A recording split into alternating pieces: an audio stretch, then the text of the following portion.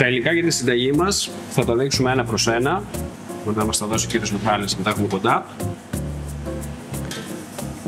Έχουμε κάνει mise en place, έχουμε κάνει την προετοιμασία για τη συνταγή μας.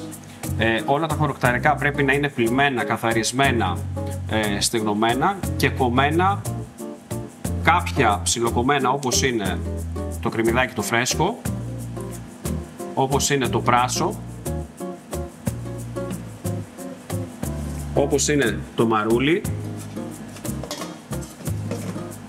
και φυσικά το κύριο συστατικό που είναι τα σπανάκια και τα αρωματικά χορταρικά, τα οποία θα τα δείξουμε ευθύς αμέσως. Είναι ο δυόσμος φρέσκος, τον οποίο θα χοντροκόψουμε τελευταία στιγμή για να μην μας μαυρίσει και να μας δώσει το άρωμά του. Είναι μαϊντανός ψιλοκομμένος και άνηθος ψιλοκομμένος. Όπως προείπαμε, όλα τα χορταρικά και τα αρωματικά θα πρέπει να είναι πλυμμένα και καθαρισμένα. Θα χρησιμοποιήσουμε μια μεγάλη μπασίνα και θα τα βάλουμε όλα μαζί εκτός του δυόσμου, του άνηθου και του μαϊντανού.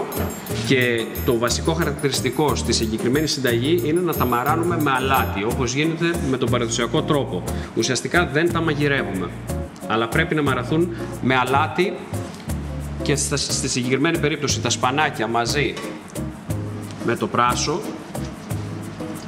Αυτό μπορείτε να το βάζετε δίπλα. Τα κρεμμυδάκια τα φρέσκα και το μαρούλι, τα οποία είναι, επαναλαμβάνω, όλα πλυμμένα και καθαρισμένα.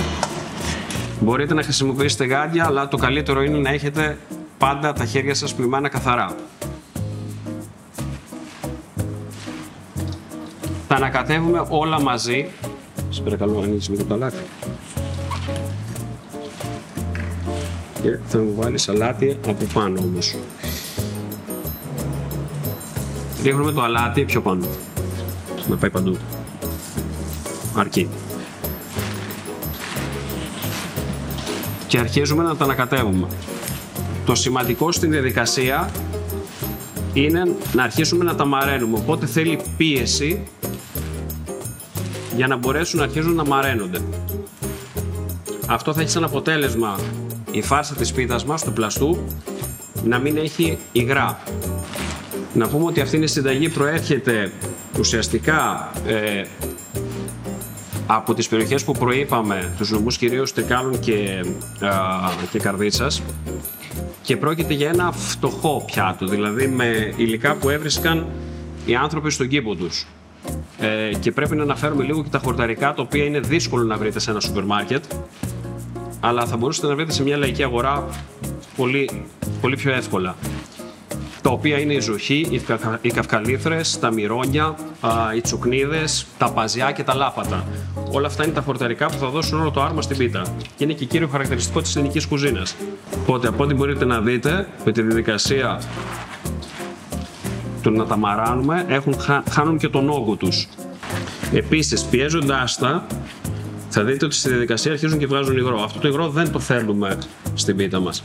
Οπότε, σε αυτό το σημείο θα ζητήσω από τον κύριο Κολοβό να τα πάρει στη λάτζα και να τα περάσει σε μία σίτα για να φύγουν τα περισσότερα υγρά και να συνεχίσουμε τη διαδικασία. Λοιπόν, συνεχίζουμε τη διαδικασία. Αφού έχουμε μαράνει τα χορταρικά μας και τα έχουμε στραγγίξει, δεν θέλουμε πολλά υγρά εδώ μέσα, θα προσθέσουμε και τα αρωματικά χορταρικά, τα οποία είναι μαϊντανός ψιλοκομμένος στην άκρη, ο άνηθος ψιλοκομμένος και ο δυόσμος, τον οποίο μπορούμε να τον περάσουμε μόνο μία φορά για να μην μας μαυρίσει. Λοιπόν, αφού βάλαμε και τα αρωματικά μας, θα προσθέσουμε ένα άλλο βασιστατικό συστατικό που είναι η φέτα. Αυτή προέρχεται από την περιοχή της Λάρισσας και την οποία θα την θρηματίσουμε ελαφρώς πριν τη βάλουμε στο μείγμα μας. Το πόσο φέτα θα βάλει κάποιος εξαρτάται και από τα γούστα του. Απλώς αυτό που πρέπει να τονίσουμε είναι το γεγονός ότι επειδή τα μαραίνουμε με αλάτι και επειδή η φέτα είναι ένα τυρί το οποίο είναι αρκετά αλμυρό, θα πρέπει να είμαστε λίγο φιδωλοί με το αλάτι του μαράματος. Δηλαδή δεν θα βάλουμε πάρα πολύ όταν θα μαράνουμε τα υλικά μας. Επόμενο υλικό που βάζουμε πάντα στη φάρσα μας είναι το ελαιόλαδο. Ελαιόλαδο τώρα για αυτά τα χορταρικά εδώ, όχι παραπάνω από 50 ml. Ανακατεύουμε ελαφρά.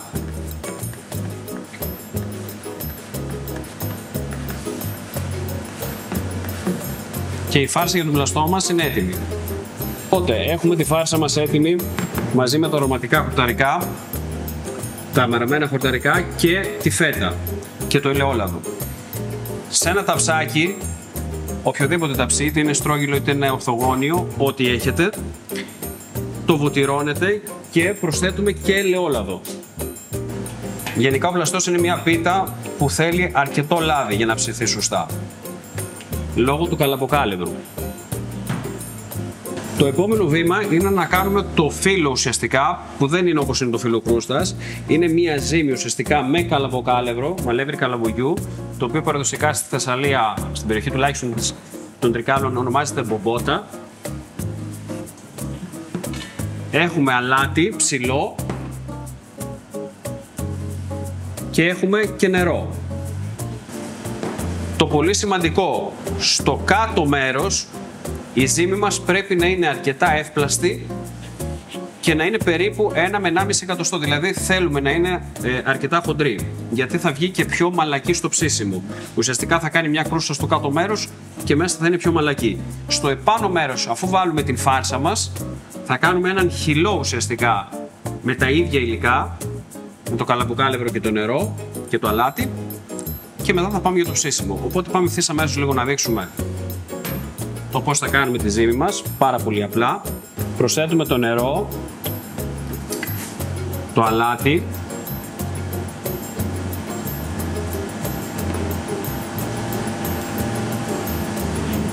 και ανακατεύουμε. Αναλόγως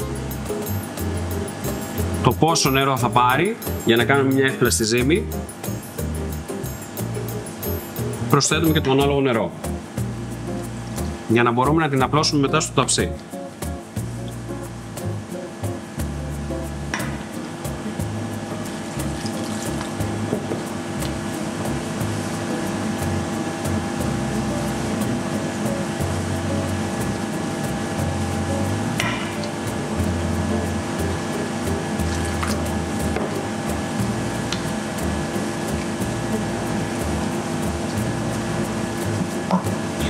Οπότε ουσιαστικά όταν θα έχουμε αυτό το αποτέλεσμα που θα σας δείξω ευθύς αμέσως, πρέπει να είναι σε αυτή τη μορφή.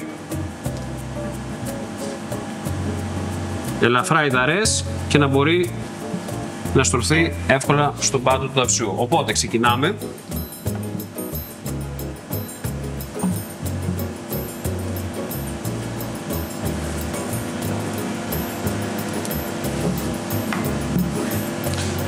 Το πόσο θα είναι το πάχος εξαρτάται πάλι από εσάς, αλλά θα πρέπει να είναι τουλάχιστον 1 εκατοστό. Για να το δείξουμε, μπορείτε να χρησιμοποιήσετε τα ακροδάχτυλά σας, παίρνοντας λίγο από το λάδι που έχουμε στο ταψάκι και να μπορέσουμε να το στρώσουμε ουσιαστικά, δημιουργώντας και μικρά τυχώματα για να μπορέσει να μπει η φάρσα μας. Και από τη στιγμή που έχουμε κάνει την πρώτη στρώση με καλαμποκάλευρο, προσθέτουμε και τη φάρσα μας και πιέζουμε ελαφρά και θα προχωρήσουμε με τον χυλό στην επιφάνεια της Παρασκευής και θα είμαστε έτοιμοι για ψήσιμο. Οπότε συνεχίζουμε με τον υπόλοιπο χυλό τώρα. Αυτή την φορά θα κάνουμε χυλό και όχι ζύμη εύπλαστη, για να μπορέσουμε να περιχύσουμε την επιφάνεια, να προσθέσουμε ελαιόλαδο και να προχωρήσουμε στο ψήσιμο της πίτας στο φούρνο. Θέλουμε και εδώ αλάτι και το αντίστοιχο νερό για να κάνουμε έναν χυλό.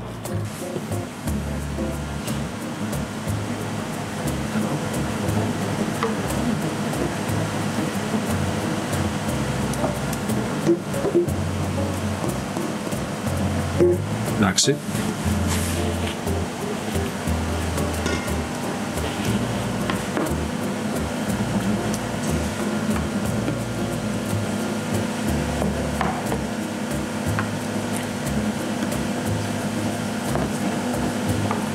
Αφού βάλαμε το κιλό, έχουμε φτιάξει και το πάνω μέρος της πίτας, προσθέτουμε ελαιόλαδο. Θέλουμε αρκετό ελαιόλαδο, όπως είπαμε και πριν, ο πλαστός είναι μια πίτα που τραβάει αρκετό λάδι.